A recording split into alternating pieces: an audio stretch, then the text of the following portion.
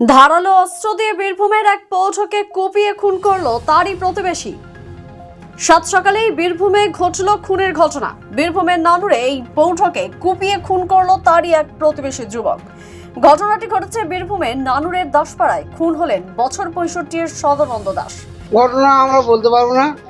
আমরা সকালে বাজার ছিলাম, আমার বাবা বোলপুর গিয়েছিল মাল আনতে, সবজি মাল নিয়ে এসে দোকানে ফেলে দিয়ে এসছে। আমার বড় ছেলে দোকানে সবজি বেচছিল, আমি একটা দেখে ওরা একটা ছোটোখাটো ফুটপাতের উপরে ব্যবসা করে খাই।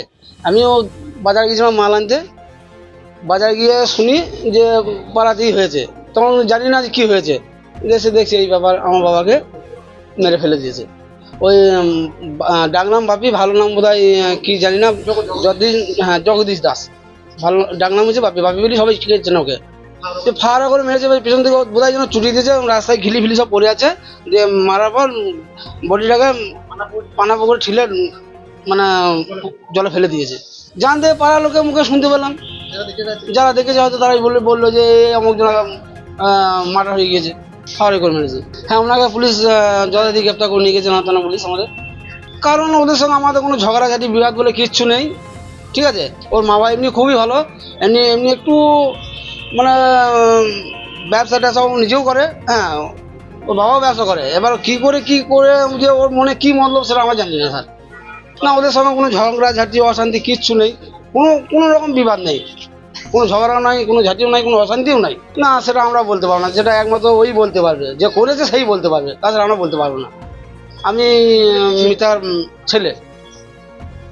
ওই ব্যক্তি সবজি বিক্রির ব্যবসা করতেন। পরিবার সূত্রে যা জানা যাচ্ছে, আজ সকালে সদানন্দ দাস নামে ওই ব্যক্তি সবজি বিক্রি করে বাড়ি ফিরছিলেন। ঠিক সেই সময় রাস্তায় তার প্রতিবেশী যুবক জগদীশ দাস ওরফে বাপি তাকে মাটি কাটা ফাওড়া দিয়ে মাথায় কোপ দেয়। এরপর আহত সদানন্দ দাসকে রাস্তার পাশে থাকা পানা পুকুরে ফেলে দেয়।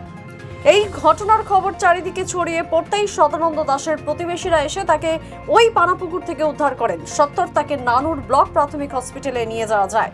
পর্যবেক্ষণ করার পর সেখানে উপস্থিত চিকিৎসকরা আক্রান্ত সদানন্দ দাসকে মৃত বলে ঘোষণা করেন।